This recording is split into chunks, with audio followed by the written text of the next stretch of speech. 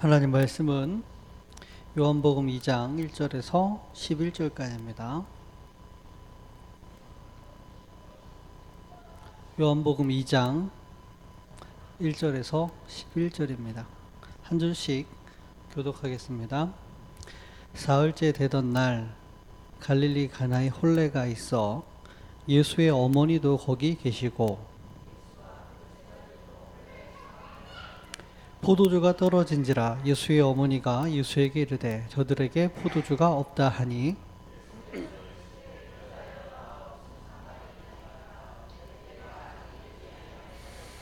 그의 어머니가 하인들에게 이르되 너희에게 무슨 말씀을 하시든지 그대로 하라 하니라.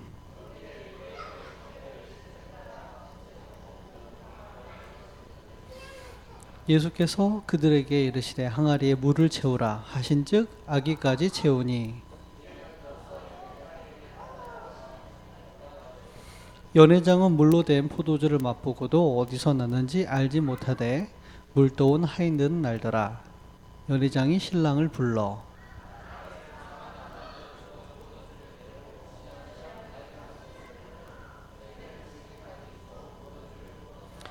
같이 읽겠습니다. 예수께서 이 첫 표적을 갈릴리 가나에서 행하여 그의 영광을 나타내심에 제자들이 그를 믿으니라. 아멘. 예, 여러분 기도 속에 선교를 제가 갔다 왔고요. 목사님은 지금 아마 대구 국제공항에 거의 도착했거나 아니면 도착 가까이 왔을 겁니다. 원래는 강의를 틀어야 되는데 아마 강의가 다 영상이 완성이 안 됐나 봐요. 그래가지고 제가 서게 됐고요. 근데 제가 서게 됐을 때는 그 선교 현장에 그동안 있었던 것을 보고 들은 것을 간증하라고 설하신 것 같습니다. 이번 주 강단 말씀에 그 부족함이 축복이란 말씀을 주셨죠.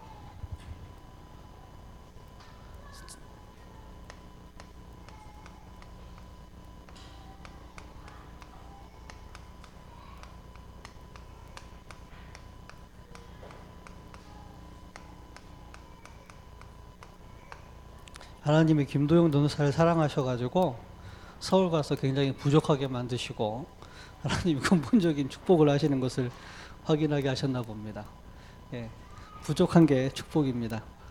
그 강단 말씀에 왜 가나 혼인잔치에서 하나님이 첫 기적을 일으키셨는가 하면 그 개인 변화가 없이는 전도 운동이 되지 않는다 이런 말씀을 주셨고요. 물이 포도주로 변했다는 것은 그거는 불가능한 거거든요. 물과 포도주는 근본적으로 성분이 다르기 때문에 재창조적인 역사에 있지 않고서는 불가능한 일입니다. 그래서 복음이라는 것은 우리 현실의 문제를 해결하거나 조금 더 나은 삶을 살기 위해 사는 것이 아니라 근원적이고 근본적인 변화가 일어나는 것이 복음입니다. 그래서 이게 이제 이번 주 주신 그 강단 말씀이고 또 어떻게 보면 이 말씀을 현장에서 이렇게 확인하게 됐어요. 제가 본대로 보고를 드릴게요. 저희 선교팀이 어떻게 되냐면 조은수 목사님 가셨고요.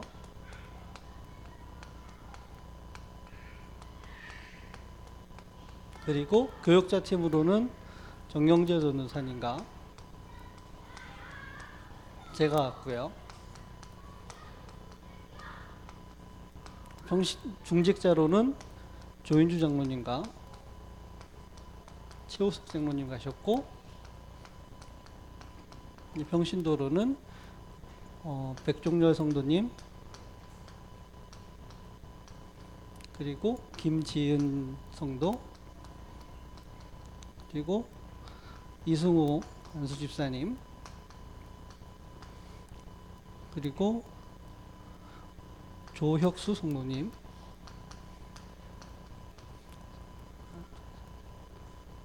또 누가 빠졌죠? 허성진 자매 이렇게 갔어요. 어, 또 빠졌네요. 다 맞죠? 맞습니다.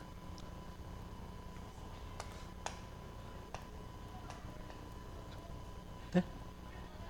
왜? 왜요? 예, 이렇게 갔습니다. 그래서 어디 갔냐면은 일단 하와이 갔는데 이제 간 첫 번째 목적이 안류에서 목사님이 초대 교회사라는 강의를 하셨어요. 그리고 마라나타 선교교회 장영학 목사님,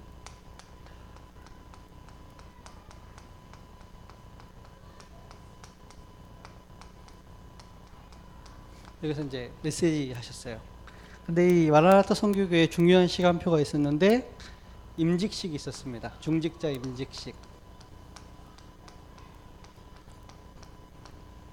그리고 유광수 목사님께서 안류 박사 과정 메시지 있었죠. 그리고 안류에서 또 중요한 행사가 있었는데 안류 이전 감사 예배를 드렸어요.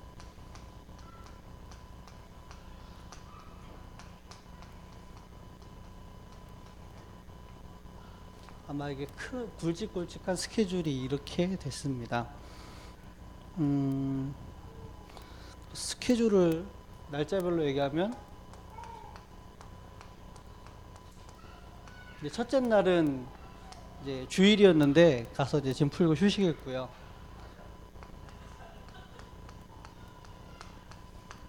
둘째 날이 월요일인데 이때부터 이제 강의를 시작하셨습니다. 1강, 2강, 3강. 제 스타일대로 간증을 하는 거예요. 제 스타일대로. 그리고 셋째 날이 화요일인데 이때는 4강, 5강, 6강. 그리고 넷째 날은 수요 예배가 있었습니다.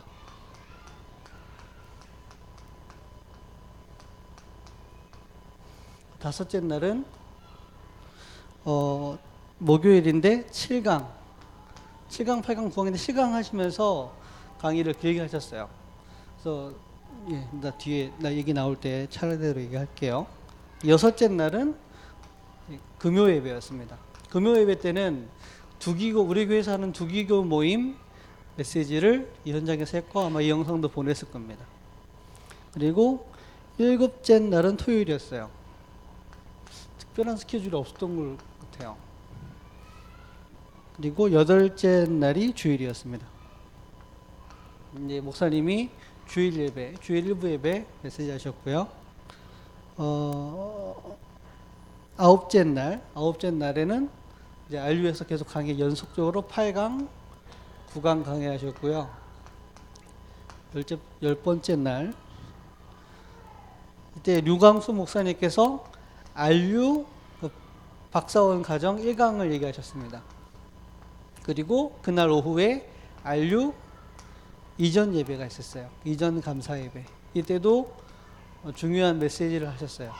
아마 오늘 핵심 메시지 들어보신 분 아시겠지만 유 목사님 미국에 항상 가시면 기분 나쁘다고 참다가 돌아왔는데 이번에는 큰 응답을 발견하고 너무나 감사하다고 메시지 하셨잖아요. 이제 그 내용이 나와요. 그리고 11번째 날 이때는 뭐가 있었냐면은 그 안류의 상임 경제이사 헌금 후원 이사 회의가 있었어요. 그래서 여기는 실제로 후원하는 일정 금액 이상 후원하는 사람들만 모일 수 있는 그런 장소였는데 앞으로 헌금할 사람도 오라고 그래가지고 우리 교회 성도 다 갔습니다. 그 자리에 유광수 목사님 그리고 정운주 목사님, 김동건 목사님 그리고 이렇게 상임위원회 목사님도 앉아 계시고 그리고 이제 조 목사님하고 이제 류치원 목사님, 조성호 목사님이 앉아 계시고 실제 후원하시는 후원 이사들 앉아 계시고 저희들도 앉아 있고 그러면서 좀 실제적인 안류 운영하는 얘기들, 실제적인 얘기들을 나눌 수 있는 이사회 모임이 있었고요.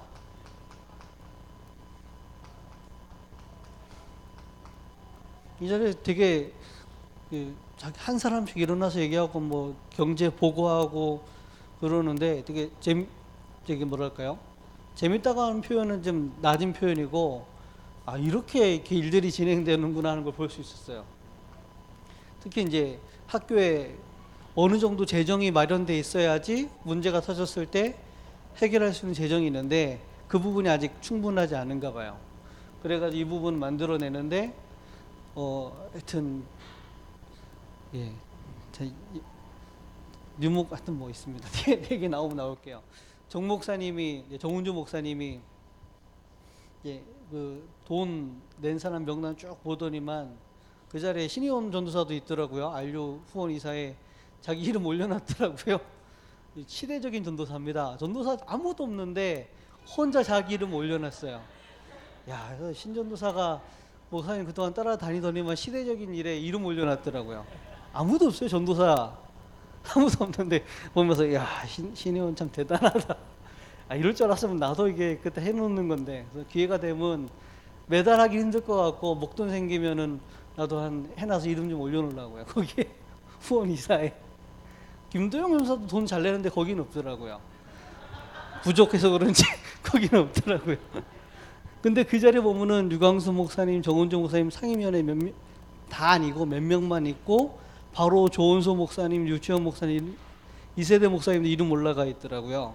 그래서 그 정은종 목사님 그 명단 보더니만 이게 보니까 이제 교회 막 시작한 목사들 이름 올라가 있는데 이 자리에 있는 상임위원회 이름 안 올라가 있다고 이름 지명해 가면서 왜 안 하냐고 뭐 이렇게 세워가지고 하라고 강요하고 그러더라고요.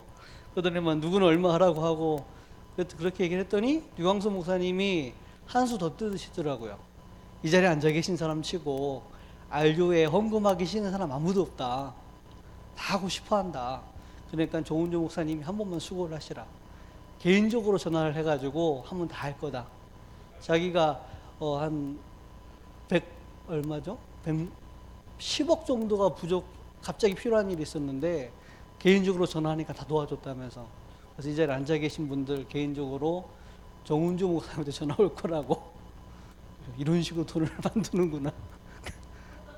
그러면서 그 자리에 그 마가다락방 교회 목사님이 딱 일어나가지고 한마디 해도 되냐고 딱 일었더니만 그 명예박사 제도를 하면 좋겠다. 근데 명예박사를 누가 하냐면 보통 목사님들이 명예박사를 하잖아요. 그래 말고 중직자들, 우리 교회 중직자들 명예박사 하고 싶어하는 사람들이 있다. 근데 명예박사는 이제 공부를 해서 하는 게 아니라 학교에 이제 돈을 기부하는 겁니다. 일정 금액 이상. 그래가지고 명예박사 하게 하고, 그래서 이러면 사람이 훨씬 많아지고 그 100불도 얼마죠? 일정 금액이 채워지지 않겠냐 이러면서 얘기를 했는데 요 목사님이 굉장히 좋은 생각이라고. 자기는 목사들만 명예박사 하는 거 생각을 했지 중직자 할 생각은 못했다고. 이게 참 하나님이 이번에 주신 중요한 응답이라고. 그 최 목사님 성령 인도 받으시는 분이라면서 건강관리 잘하라고 하시더라고요.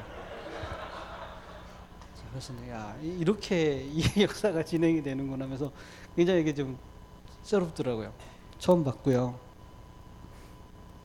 그리고 이날 또 뭐가 있었냐면은 11번째 날 이제 안류 2강이 있었죠. 2강 3강 2강 3강 메시지가 있었고, 그리고 그날 오후에는 그 임직식이 있었습니다. 이날 임직식에 재밌는 게 뭐냐면 그 장로님 한 분 쓰시거든요. 그 장영왕 목사님 교회 장로님 한 분 쓰시는데 목사님 15분이 안수하더라고요. 상임위원회 목사님 다 올라와서 머리에 손 얹을 데가 없어요.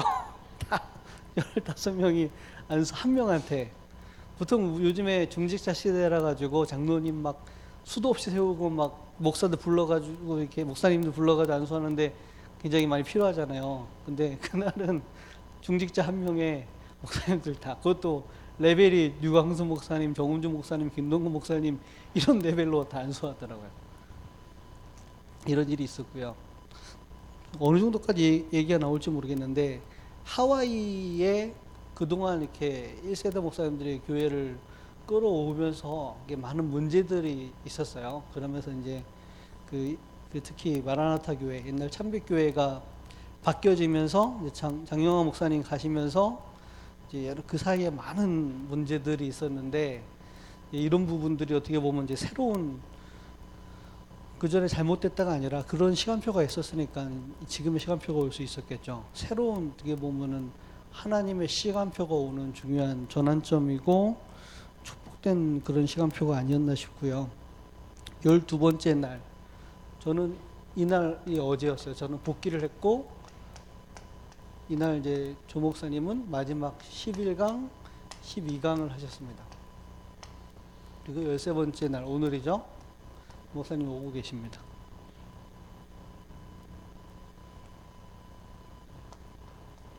이렇게 날짜별 스케줄이 진행이 됐어요.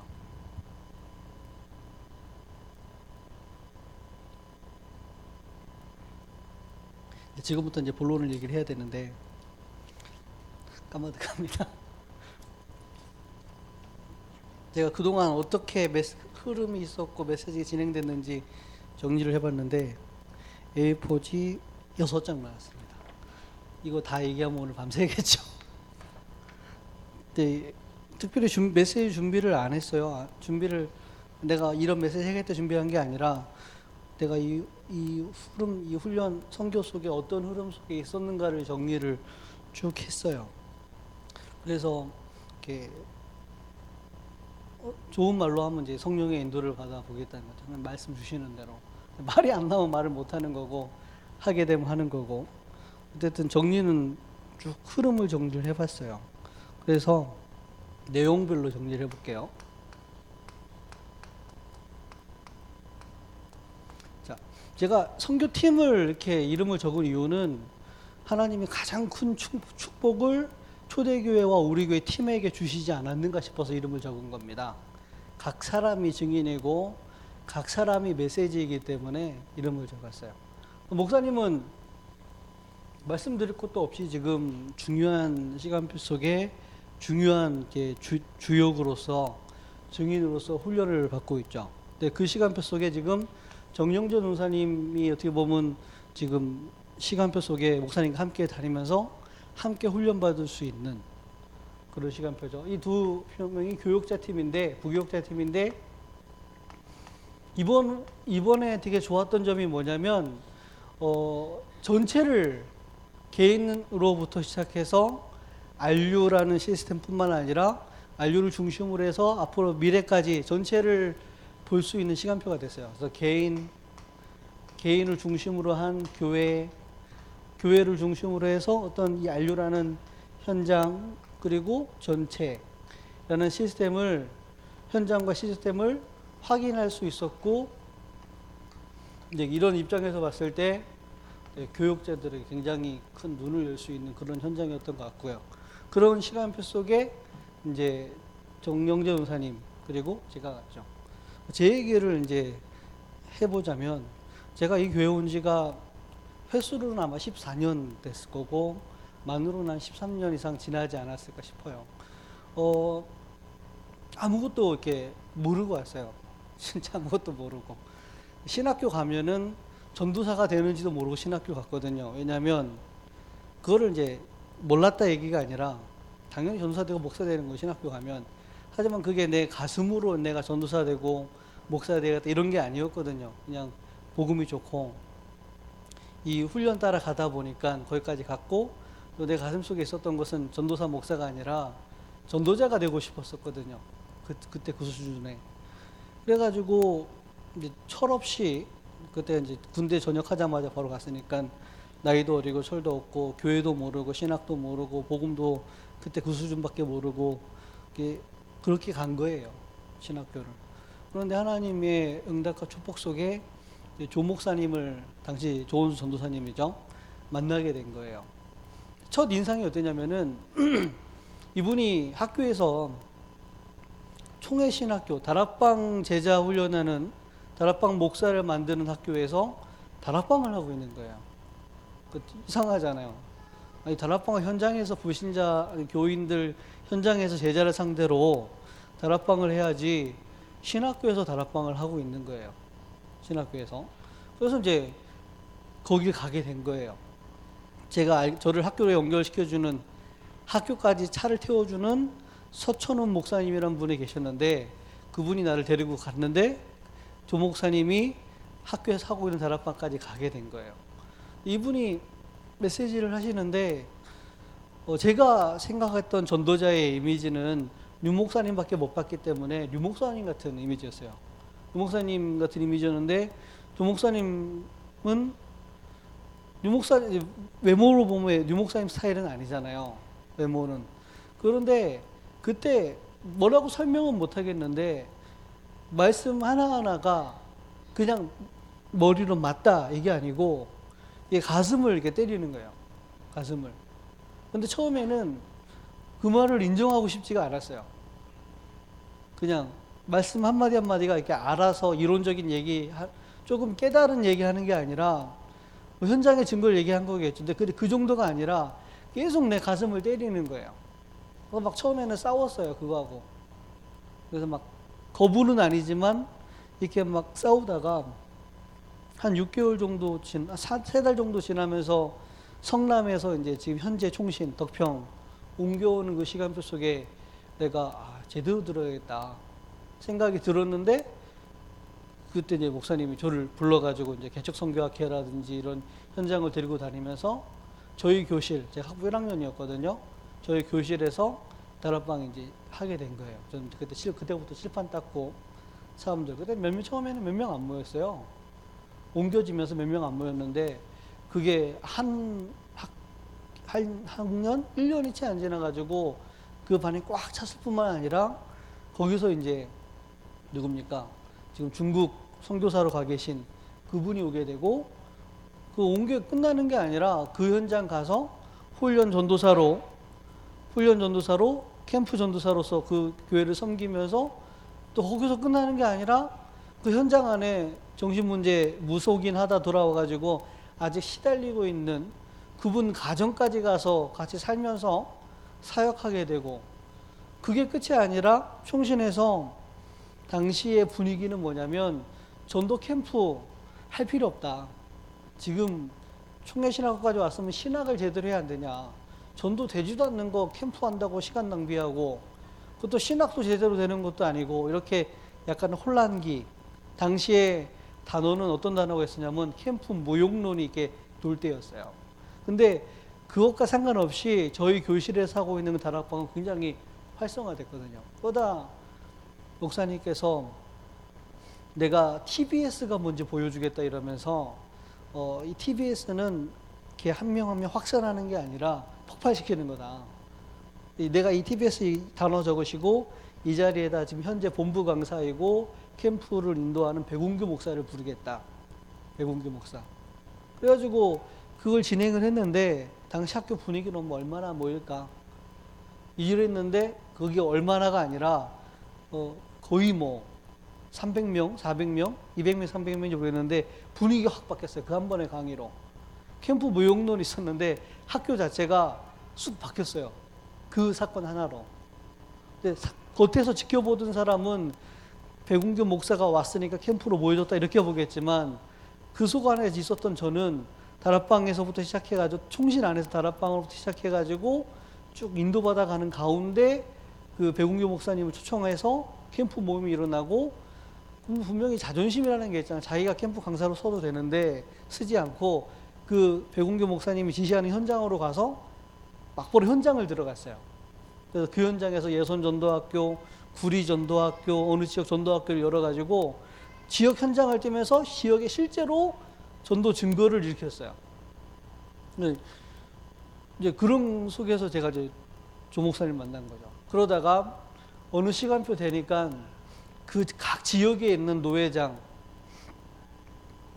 각 지역에 있는 목사님들이 조원수 목사님 불러가지고 네가 왜 여기까지 오냐 하면서 다 막았어요. 다 다치고 그 시간표가 강도사고 옷이 이제 막 떨어지고 이렇게 어려움 당하는 그런 시간표였습니다. 그때 이제 목사님이 그런 현장은 못 가게 됐는데 이제 라파 교정교실 그때 시작되어지고, 그 사람들이 교회에서 다락방 노회에서 또 다락방에는 총회에서 건드릴 수 없는 현장, 그들은 관심 갖지 않는 현장, 이런 현장으로 하나님이 문을 열기 시작했고, 그게 오늘의 어떻게 보면 지금 뮤지컬 연습하게 되는 이런 일까지 오게 된 거죠. 네. 그 속에 제가 있었어요. 그런데 제 상태는 어땠냐면은 그 부분을 제가 충분히 이해할 수 없었어요. 충분히 이해할 수 없었어요. 복음을 들었고 조 목사님을 따라다니지만 내 속에는 항상 조 목사님에 대한 존경과 어떤 이렇게 인정도 있었겠지만, 이게 같이 가면 갈수록 내 안에 계속 숨겨졌던 불신앙, 내게 원래 있었던 체질, 그리고 뭔가 이렇게 막 나의 어떤 내가 하고 싶은 전도 사역, 내가 이제 알고 있는 수준, 이런 것들이 계속 올라오면서 포장을 해야 됐어요. 따라가는데 따라가는 게 아니고, 함께 있는데 함께 있는 게 아니고, 굉장히 이게 나는 힘든 거예요.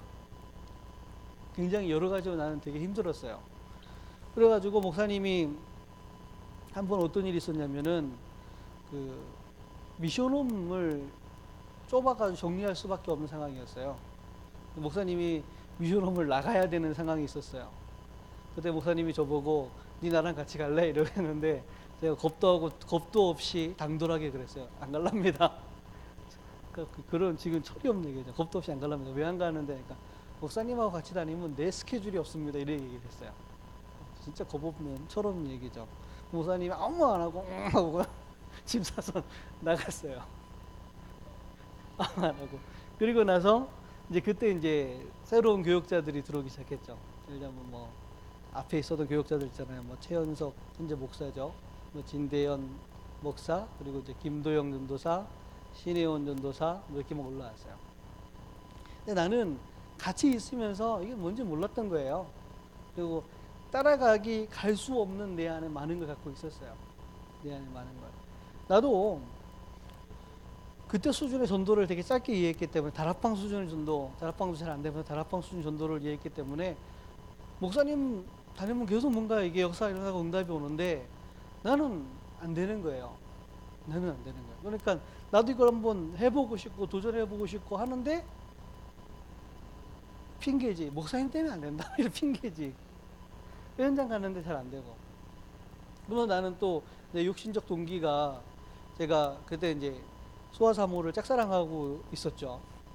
요것도 이제 있고. 그러니까 뭔가 이게 뒤죽박죽인 거예요. 겉은 전도사인데. 또 그때는 나이도 어려가지고 이거 숨기지도 못해요. 다 드러나요. 우리 변 목사님 항상 하시는 말씀이, 강경호 전사는 찬양 인도를 하면은 한 곳을 향한답니다. 한 곳을 향하고 굉장히 홀리하게 한답니다. 저는 몰랐는데 제가 그랬답니다. 그래서 시간 지나고 나서 인정을 했어요. 결혼하고 나서 내가 그랬겠구나. 그게 저였던 거예요. 그래 이제 뭐 되는 게 하나도 없죠. 그러다가 이제 이런저런 시간표 지나다가 제가 변 목사님 집으로, 그리고 저기 어디죠? 반여월에 그 이종순 권사님 장사하는 그 위에 컨테이너로 미션홈 바깥을 돌았어요. 목사님하고 함께 할 수 있는 시간이 별로 없었어요. 같이. 왜냐하면 그게 내 선택, 내 안에 있었던 불신앙이었고, 그게 내 안에 내가 했던 선택이었어요. 이렇게 돌았죠. 그러면서 이제 깨닫고, 이게 아니구나 하고서 이제 목사님께 얘기를 해서, 내가 죄송하다고 설도 없고 뭣도 몰라서 그랬다고 해서 다시 이제 그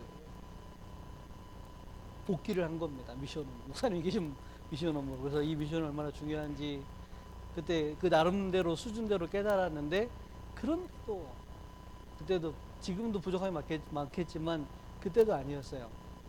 내가 몸은 와 있고 어느 정도는 왔지만 뭔가가 내 안에는 항상 이게 나의 뭐를 찾았던 것 같아요. 나의 공간, 나의 사역, 나의 인생, 그거 보고 자아라고 하죠. 찾았던 것 같아요. 그러면서 따라다니니까 진짜 함께 가질 수 없는, 같이 있지만 함께 안 가지는, 이게 저였던 것 같아요. 그러면서 당시 목사님의 시간표가 지금의 시간표가 아니었어요. 지금은 굉장히 응답 속에 굉장히 큰 흐름 속에 있잖아요. 근데 그때는 그렇지 않았어요. 그러니까 같이 있는 교역자로서 저도 불신앙할 수 있는 부분들이 되게 많았어요. 그도 특별히 내가 다른 뭐 개척을 한다거나 다른 교회 간다거나 이런 생각은 전혀 없었거든요. 생각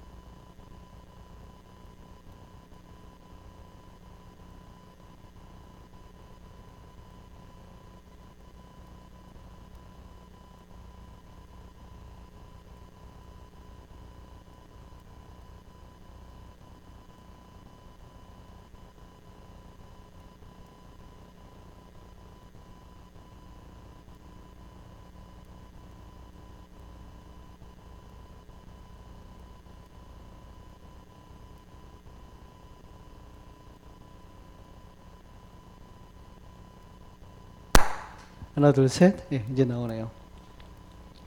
하여튼 줄여가지고 그러다 보니까요. 자꾸 내가 내 영적 문제 속에 나의 영적인 체질 속에 와진 결과인데도 이제 목사님과 함께 인도받는 저도 함께 있었지만 함께 인도받는 교육자들 그리고 그 속에 함께 응답받은 교육자들 보면서 내 속에 계속 비교의식, 피해의식 그리고 막 내가 첫 번째로 왔다는 자존심 이런 것들이 올라오기도 하고 반대로 나는 아무것도 할 수 없나 보다. 나는 나 같은 거는 교육자 하면 안 된다. 빨리 끝내야지. 자포자기. 이 두 가지 상태를 굉장히 오랜 시간 왔다 갔다 했습니다.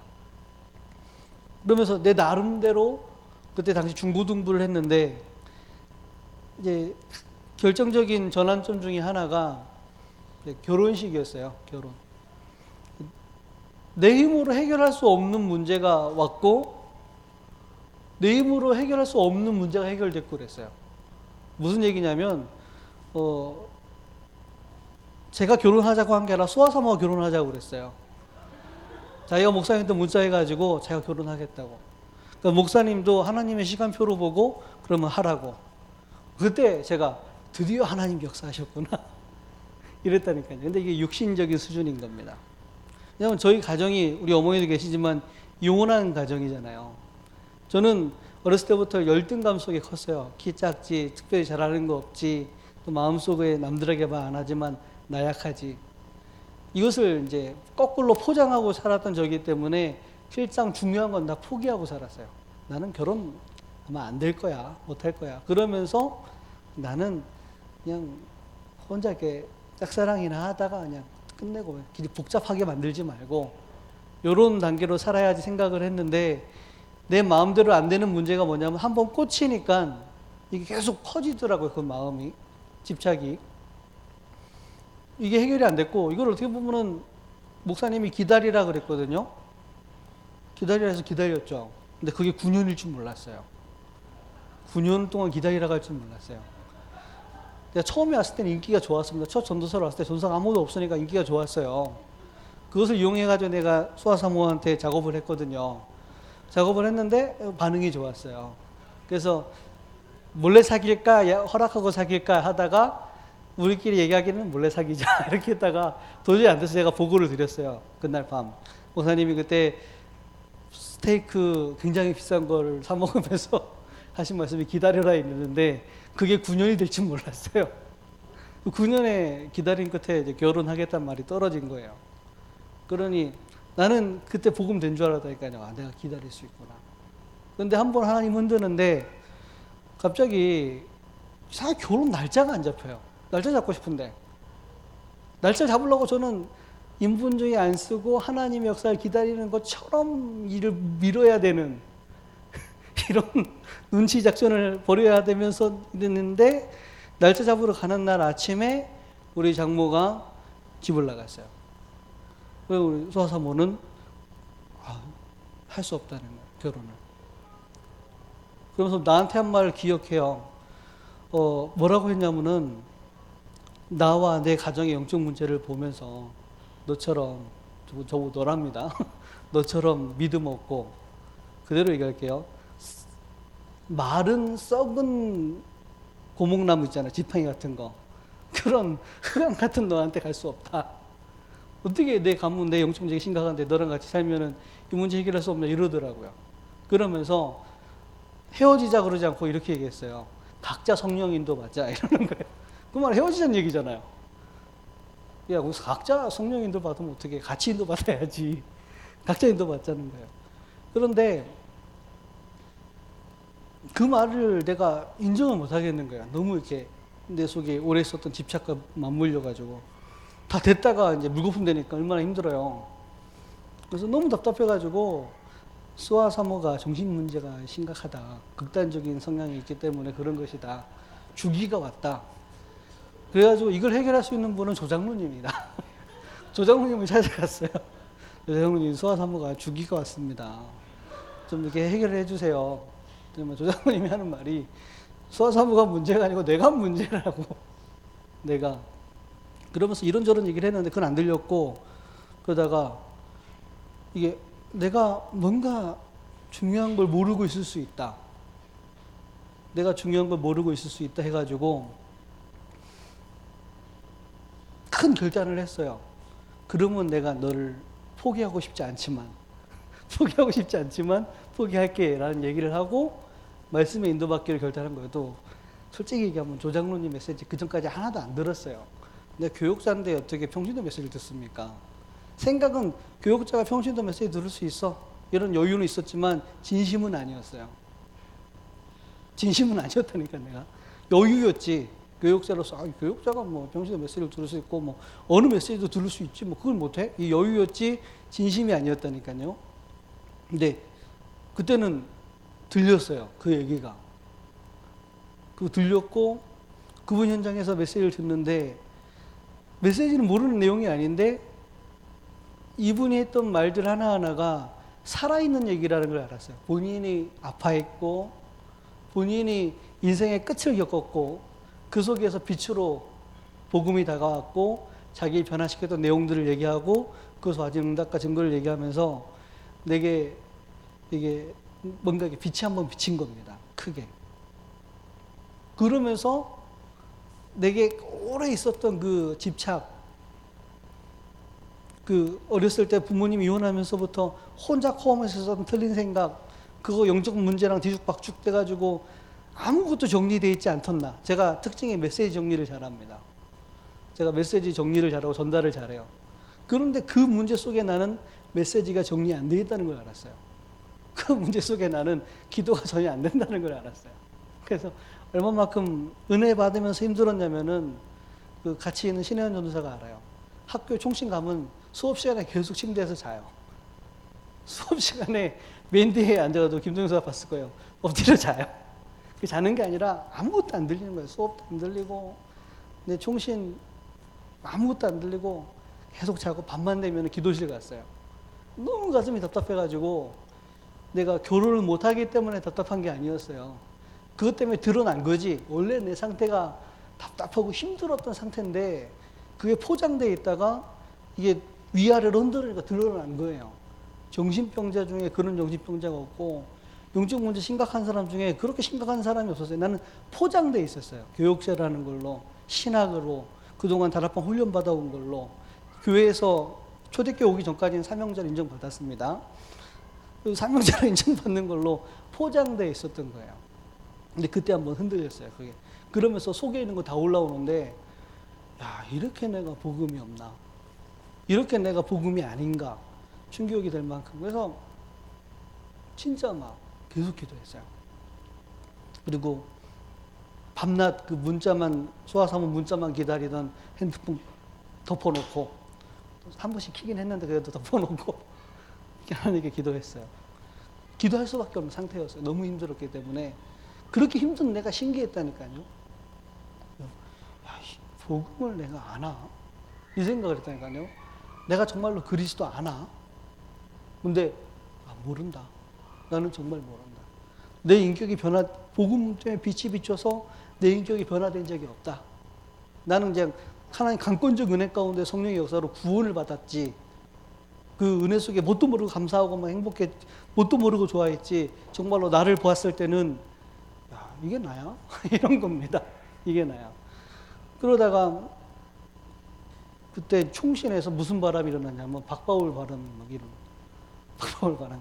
나는 그것과 상관없이 내 충격에 있었고, 그러다가 한 번씩 김동 전사가 수혜배를 해야 되는데 지하기 싫어가지고 딴 사람한테 떠넘긴 게 나한테 왔어요. 그래서 수혜배를 나는 섰어요. 뭣도 모르고. 그래서 내 얘기를 한 거예요. 내가 너무 힘들다. 다락방 메시지 정말로 성경적 메시지, 복음 메시지 맞는데 너무 몰랐다. 근데 내가 이 부분을 현장에서 조금 확인했는데 이렇게 강력한 메시지인지 몰랐다. 얘기를 했는데 당시에 있는 사람들 다 은혜 받더라고요. 교수, 뭐 신학생 뭐 다 막 충격받고 은혜 받고 그러더라고요. 그러다 박바울로 오해받았어요. 제가 왜냐면은 영적 문제를 너무 강하게 얘기하다 보니까.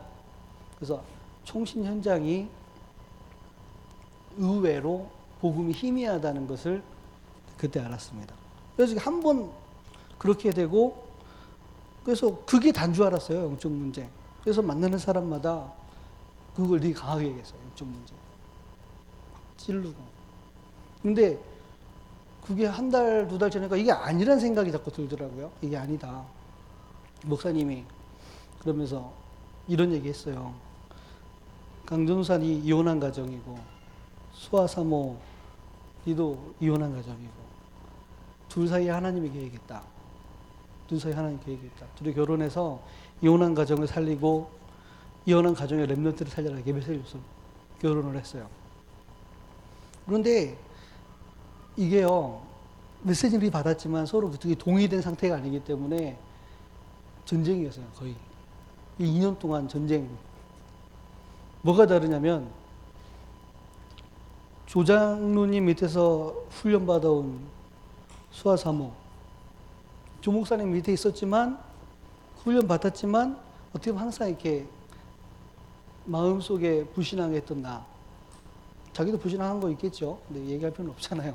요게 맞부딪혔어요. 결혼 생활이라는 게 잘 먹고 잘 살고 서로 행복한 게 아니라 서로 영적인 게 통하지 않으니까 지옥이더라고요. 지옥이더라고요. 그런데 내 인격으로 그렇게 하고 싶은 결혼을 했으니까 이 가정을 지킬 수 있을 거라 생각했는데 그렇지 않았어요. 내가 끝내버리고 싶은 적이 한두 번이 아니었어요. 내가 이거 끝내버리고 싶다. 근데 그거는 이 상황이 힘들고 이 사람이 힘들기 때문이 아니라 원래 내 안에 있던 거예요. 원래. 자포자기하고 도망가고 싶고 무책임하고 그러니까 무기력하고 이게 원래 있던 나였어요. 하여튼 이런 게 저였던 거예요. 교회 안에서도 이런 나를 들키기 싫으니까 목사님께 사역하는 걸 보고하면 돼요. 근데 보고가 안 돼요. 어차피 내 시간표 사역이 안 되는 시간표인데 보고 안 된다고 보고를 하면 되는데 보고를 못 하겠어요. 그래서 지금까지 거의 보고를 안 했어요. 중고등부 이렇게 됩니다. 저렇게 됩니다. 보고를 안 해. 그러니까 어떤 갭이 오냐면은 그 밑에 교사들 주로 조 목사님, 조윤주 장로님 밑에 인도받는 제자들이란 말이에요. 근데 나는 뭔가 모르게 내 상처 속에 나의 무기력 속에 목사님에 대한 이런 불신앙이 있기 때문에 할 수 없는 부분들이 안 보이게 교사와 나와 사이에 갭을 만들고 이것이 나중에는 서로 단절되고 서로 대화가 안 되는 문제까지 중고등부 안에 있었습니다. 그럼 나는 이렇게 얘기해요. 아니, 교사가 교육자의 메시지를 갖고 전달해줘야지 왜 안 해주냐? 이렇게 얘기를 해요. 그럼 그 말은 맞는데 그 배경은 틀린 거예요. 저는 알고 있지만 교사들도 아는 사람은 알겠죠. 영적인 걸 보는 사람은 그런 부분에 소통할 수 없는 부분들을 지금까지 갖고 왔었던 겁니다. 그러다가 내게 중고등부를 놓게 되고 그러다가 남구지역 맡았는데 그걸 놓게 되고 또 상인동 가는데 그걸 하다가 그걸 놓게 되고 그러다가 이제 자꾸 다 하는 것만 하지 말래요. 좀 될 만하면 하지 말고 될 만하면 하지 말라고 그래요. 그러다가 결정적으로 남구지역까지 오게 됐어요. 그래서 그런데도 내 마음속에는 한번 제대로 한번 하고 싶다. 그렇다고 목사님에 대해서 내가 불신앙을 했지만 목사님의 사역과 메시지와 이런 흐름을 부정하진 않았어요. 그게 맞고 그게 맞는데 나는 그렇게 되고 싶었고 이렇게 되는 나를 인정받고 싶었어요. 그러니까 안 되는 나를 숨기고 싶었어요. 그러니까 막 혼자 현장에서 진짜 열심히 뛰었다니까요. 그 남구 메시지 떨어지자마자 그날 바로 그 남구적 현장을 돌았어요. 그래서 계속 갔어요. 아는 사람은 알아요. 계속 가다가 지치니까 막 교회 와서 울면서 기도하고 또 가고, 그러다 낙심해서 한 며칠 안 가다가 이러면 안 되지 또 가고, 요 상태가 돼요. 갈급했다니까요. 그래가지고 그 사이에 그 캠프 성교육에 올라온 캠프 메시지가 100 몇 개가 넘어요. 그거를 다 듣고 다 녹취하고 다 정리를 했어요. 제가 취미생활이 다락방 교재 녹취하고 정리하는 거거든요. 불신앙이 아니더라도 그건 제 취미생활이에요. 그래서 조장 메시지부터 해가지고 팀 사역 메시지, 그리고 지금까지 1차 합숙부터 전도 합숙 메시지, 그리고 캠프 메시지 나와진 거 전부 다 정리를 하면서 이제 드는 생각이, 내가 내 수준의 전도 이해한 걸 가지고 목사님을 판단했다. 목사님 항상 기초 메시지, 기본 메시지 하는 것 같으니까 나는 저게 필요한 게 아니라 현장에서 이걸 해야 되는데 왜 이 얘기를 안 해주실까, 이런 갈급함이 있었다니까요. 근데 전체 메시지를 다 듣고 나니까 목사님이 너무 시간표에 맞게 하고 계신 거예요. 너무 맞게 하고 지금 딱 필요한 게 딱 그때그때 맞게 들어가더라고요. 그래서 내가 지금까지 내 영적 문제와 내 상처 속에 막 내가 버림당하는 것 같고, 이렇게 막 어떻게 보면 자천되는 것 같고, 하는 거 그만하라는 것 같고 그랬지만, 그 과정들이 교회와 다락방 흐름과 현장 이런 부분들을 전체를 볼 수 있는 기회가 됐어요. 중고등부만 있으면 중고등부만 봤을 텐데 계속 잘리면서 보니까 전체를 보게 됐어요. 그러고 있는데 목사님 부르더라고. 이번에 한번 하와이 같이 가보겠느냐. 그래서 표정 관리하면서 네 했죠. 갑자기 이렇게 좋은 척하면 안 되잖아요. 체질이 돼가지고 하나님이 내게 좋은 응답의 시간표가 왔구나. 그런데 아니나 다를까 개인과 마라나타 교회와 안류라는 시스템과 미래의 전체 시스템을 한꺼번에 볼 수 있는 현장을 간 겁니다. 저만 그런 게 아닐 겁니다. 교육자들 시간표가 전체를 볼 수 있는 시간표가 됐을 거예요. 그리고 중직자 시간표. 조윤주 장로님, 잘은 모르겠는데 목사님 메시지에 뭔가 희미해져 가고 있고 뭔가 함께 안 가지는 부분에 갱신하는 시간표가 있었죠. 그리고 어떻게 보면 우리 교회로 왔지만 함께 갈 수 없었던, 교회 안에 있지만 뭔가 이렇게 망치된 것 같기도 하고 아닌 것 같기도 하고 함께 어울릴 수 없는, 그러니까 뭐 제자 흐름이 있잖아요. 이 부분에 함께 갈 수 없는 부분들이 있잖아요. 이분이. 네, 이분도 같이 간 겁니다. 그러면서 이분도 굉장히 은혜를 받았을 거예요. 이걸 전체 보면서. 그럼 다 됐다 뭐 안 됐다 그런 건 제가 얘기할 수 있는 게 아니고, 이분이 이사회에 참석하면서 자기가 홀리메이슨이 돼야겠다. 홀리메이슨은요, 이제 눈에 보이는 것만 얘기하면 돈을 굉장히 많이 헌금해야 됩니다. 안류에. 그러면서 무슨 말씀하셨냐면은 우리 목사님이 안류 총장이 돼야 되고 자기는 부총장이 돼야 된다. 안류에. 자기가 돈 벌어야 될 이유가 있다 이러면서 좀 큰 목표를 갖는 그런 시간표였고, 그거는 크게 본 거고, 작게는 우리가 우리끼리 생활하면서 자잘하게 걸리는 영적 문제 있잖아요. 성격, 체질 속에. 근데 그거 작은 거 아니거든요. 그 사람의 근본이고 뿌리거든요. 영적인 색깔이고. 이런 부분들을 서로 부딪혀 가면서 하나님 뭔가 중요한 걸 깨닫게 하고 발견케 하신 부분들이 우리 모두에게 있었어요. 저는 뒤에 뭐 얘기 안 할 수도 있거든요. 뒤에 하는 얘기나 이 각 사람에게 적용된 내용이나 같다고 보거든요. 길게 적었지만 한 가지니까. 그러면서 백동열 성도, 그리고 이 김지은 성도, 이분도 교회 옮겨와서 있었는데 우리 교회 잘 모르고, 실제로 우리를 모르고 목사님은 모르고 이 전체를 몰랐던 거예요. 여러분 은혜 받으면서 가서 이런 말 하더라고요. 영적 문제 내가 너무 몰랐다. 영적 문제 너무 몰랐다. 내가 나의 영적 문제, 나는 영적 너무 무지하다 이러면서 자기 포럼들을 하더라고요. 그러면서 이 흐름 속에 인도받을 수 있는 부분. 허성진 자매 굉장히 중요한 역할을 했어요. 그날따라 그 주간 동안 계속 경련하는 거예요. 새벽에 이러는데 뭐지? 그럼 한 번 한 게 아니라 그 다음날 또 해. 이제 그만하겠지 하고 그 다음날 또 해. 계속. 그런데 본인이 얼마나 놀랐겠어요. 얼마나 같이 자 놀랐겠어요. 얼마나 가가지고 자기가 이런 격려할 수밖에 없는 이유, 그 속에서 복음 깨달아진 거, 그 아직 해결 안 됐지만 누리는 부부, 이런 간증하더라고. 그러면서 굉장히 충격되면서 잠은 따로 자더라고. 제 잠은 이 부분들을 정리할 수 있는 이 팀 안에 굉장히 큰 축복이 있었어요. 각자의 영적인 부분이나 색깔이나 모든 부분에 있어서. 그리고 유 목사님이 안류 강의 12강의 하셨는데, 뭐 많은 얘기가 있겠고 굉장히 많은 게 들어서 다 표현을 못하겠지만, 초대교회사 얘기하면서 성경의 초대교회 얘기사 하는 것 같으면서 대구 초대교회 간증을 하셨어요. 성경의 초대교회 얘기를 해야 되잖아요. 그래서 처음에는 신구약 중간기 설명하시고, 그 속에 로마 뭐 이렇게 헬라 제국 전쟁 어려운 얘기 하시다가 그 다음부터 이제 대구 초대교회 역사를 쭉 얘기했어요. 자기 인생 복음 깨달은 거, 교회 어떻게 개척하게 된 거, 그 속에서 어떤 문제, 응답, 증거, 지금의 흐름 간증하셨어요. 장영환 목사님 그러더라고요. 성경 초대교회 얘기하지 않고 대구 초대교회 간증했는데 이 똑같다고. 성경 초대교회랑 대구 초대교회 역사 똑같다고. 그러면서 뭐 많은 설명을 잘 할 수 있으려나? 이거를 전달한 것 같습니다.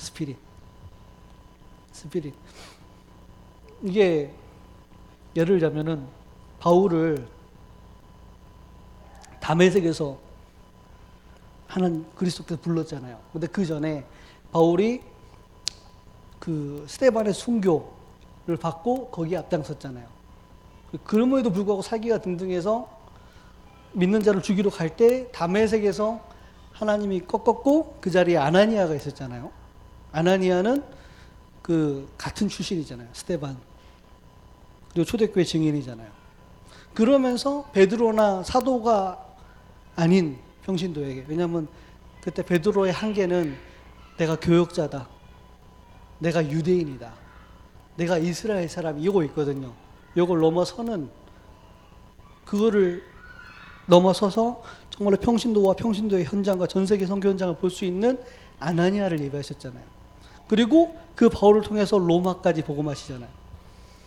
이 얘기를 하시면서 이게 구원이고 가장 기초 메시지인 것 같지만 그게 아니라, 구원인 것 같지만 지금 이 다락방 교회와 기존 교회는 물론이거니와 지금 어떻게 보면 재개 안 될 수 있는 부분.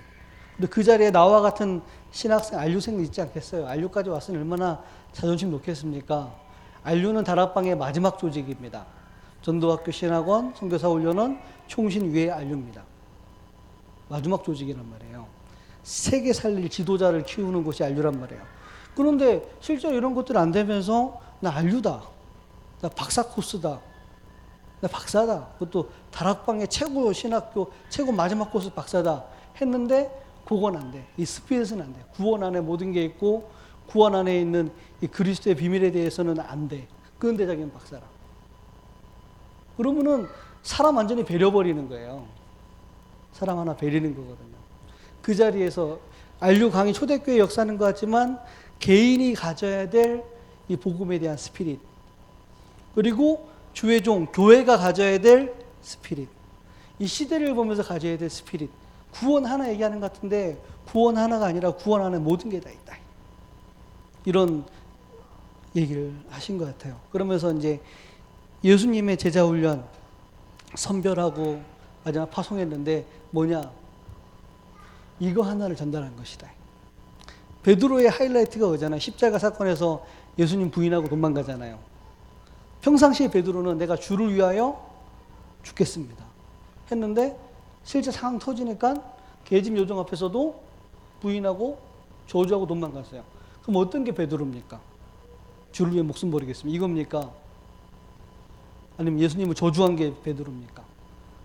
제가 깨닫기는 둘 다입니다. 예수님을 사랑하지만 자기의 근본은 나약한 거예요. 죽음 앞에서. 예수님 사랑하지만 자기의 실제적인 믿음은 안 되는 겁니다. 부활하신 주님이 찾아간 거예요. 부활하신 주님이 네가 나를 사랑, 근본을 건드리고, 이 베드로가 40일과 오순절을 성령의 역사를 체험하고 난 다음에는 뭔가 근본을 뿌리가 바뀐 겁니다. 근본이 넘어서진 겁니다. 나는 옛날에는 내가 베드로처럼 고백했어요. 나도 주를 위하여 복음을 위하여 세계복음을 할 수 있다 했는데 교육자 생활하면서 솔직하게 얘기할게 할 수 없다. 하나님은 하시는데 나는 안 된다. 솔직히 영적인 문제가 복음 알아가면 알아갈수록 그게 되게 불신앙으로 오면 올수록 포기하고 싶었다니까요. 두렵더라고요. 내가 할 수 있을까? 끝까지 갈 수 있을까? 이게 저였다니까요. 그게 내 근본이었다니까요. 베드로가 부인하고.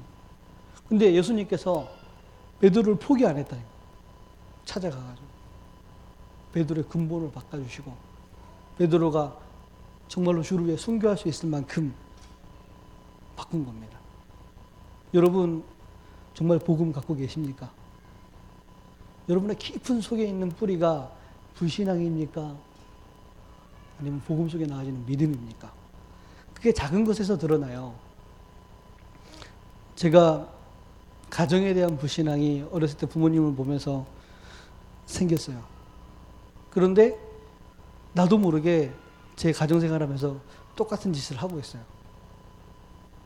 부정적인 말들, 질문들, 분위기들이 나가요. 그 부분에서도 복음은 해결하셨는데 내 안에 깊은 뿌리에서는 복음 아닌 것들이 계속 나와요. 나는 나를 보면서 정말로 복음이 필요하다는 걸 느껴요. 복음이 아니면 안 되는 나. 내 가정을 보면서 복음이 아니면 안 되는 나를 발견해요. 그렇다고 복음을 떠날 수는 없잖아요. 내가 복음을 포기할 수는 없잖아요. 이미 홍해는 건너왔어요.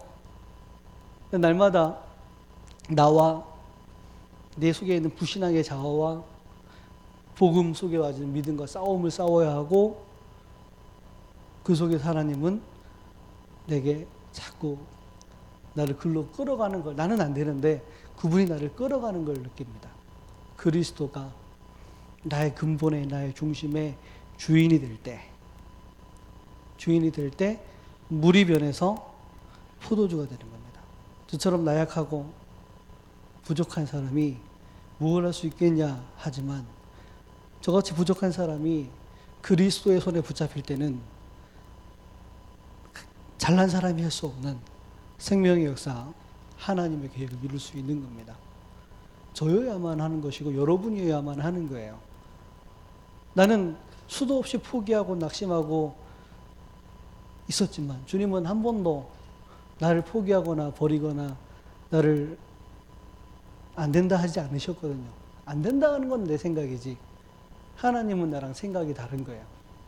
내가 그분과 만나실 때는 내가 힘내려고 해서 나오는 힘이 아니고, 내가 기도를 많이 해서 나오는 그런 힘이 아니라, 그분이 내 안에 주인이 되셔서 내게 역사하는 힘을 알겠더라고요. 그리스도.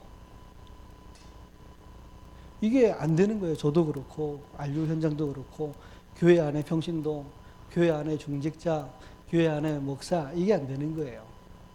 개인 변화 없이 지역 변화 없고, 개인 변화 없이 교회 변화 없고, 세계 변화 없는 겁니다. 다락방의 문제가 뭡니까? 메시지 좋고, 훈련 좋고, 모든 시스템 다 있는데 확실하게 변화된 한 사람이 없는 겁니다. 말은 잘하고 메시지는 잘하는데 그 말 속에 불신앙 묻어 있고요. 그 말씀에 상처가 묻어 있고요. 그 말씀에 상한 감정이 묻어 있고 그래요. 그러면 그 통하는 사람끼리 만나지다가 결국은 같이 무너져요. 같이 무너져요. 그래서 이 복음 참 어마어마하구나. 내가 정말 복음 모르는구나. 이런 부분들이 날마다 발견되고 확인됩니다. 시간이 다 됐어요. 그래서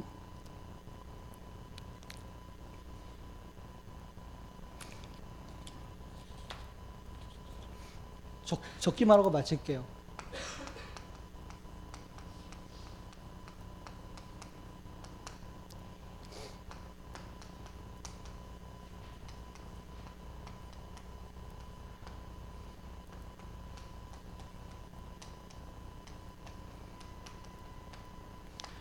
정말로 내게 구원 속에, 복음 속에 내가 나의 미션, 내가 발견이 되어지면 내가 만나는 교회, 내가 있는 주의종, 내게 있는 만나진 중직자, 이게 보입니다. 그 속에, 그 이미 와진 만남 속에 하나님 예비하신 미션이 보여요.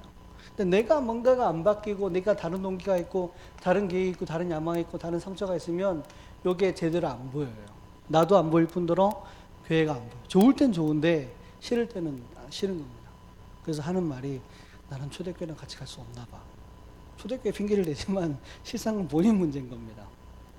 깨닫고 보면 완전해요. 하나님이 실수하지 않았어요. 깨닫고 보면 완전해요. 그래서 목사님이 얘기하셨잖아요. 참된 교회. 20가지 비전을 실제로 이루는 교회. 이 시대의 문제를 해결하는 교회. 참된 모델을 나타내는 교회. 그리고 이 시대의 미션. 개인의 문제인 것 같은데 그게 이 시대의 문제이고, 내 개인의 해답인 것 같은데 그게 이 시대의 해답이기 때문에 이 일에 도전되어지고 응답되어진 일들이 맞습니다. 그래서 정말로 내가 하나님 앞에서, 복음 앞에서 나를 세우면 쉽게 답을 얻지 않을까. 갈라디아 2장 10절 앞에 쓰면 쉽게 답을 얻지 않을까 싶어요. 근데 이게 쉽지 않더라고요. 이게 하나님 앞에 마음을 무너뜨릴 수 있다면, 잘못된 생각, 감정이 오래돼가지고 보기만 하면 싫어, 미워, 무슨 말해도 안 들어, 표정은 안 들은 척 안 하지만 보기만 하면 싫잖아요. 이게 처음부터 그러지 않았을 거란 말이에요. 이미 처음에는 그런데 이러다가 이게 미워지다가, 그때 또 포장을 하고 이 생각이, 감정이 쌓이고 이렇게 해서 쳐다만 보면 싫어, 얘기하기도 싫고 피하고, 근데 티는 안 내면서 교회 안에서, 가정에서, 현장에서 오래돼가지고 그냥 굳건한 성이 된 거예요. 메시지 들어도 다 튕겨내. 그럼 그 생각, 잘못된 그 사단이 만들어 놓은 나의 생각의 성을 무너뜨리려면은 그런 뭐 있어야 되는 겁니다. 그게 고통일 수도 있고 뭐 문제일 수, 사건일 수 있는 겁니다. 그런데 축복은 뭐냐면 하나님 말씀 앞에 내 생각을 내려놓는 거예요. 나를 내려놓는 거예요. 나를 내려놓는 겁니다. 그게 갈라디아 2장 20절입니다. 이제 내가 그리스도와 함께 십자가에 못 박혔다. 내 안에 그리스도께서 계신다. 내가 사는 것은 그리스도를 믿는 믿음 속에 산다.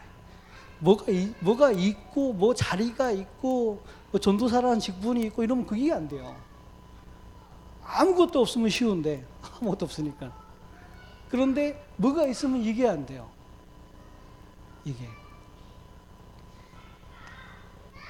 그래서 그리스도가 우리의 주인이 되어져서 정말로 개인과 교회와 시대를 살리는 그런 증인이 되기를, 물이 변하여 포도주가 되는 근본적인 응답과 근본적인 뿌리가 바뀌어지는 그런 우리가 되었으면 좋겠습니다. 우리 김명진 장로님께서 한번 기도해 주시고 예배를 마치도록 하겠습니다.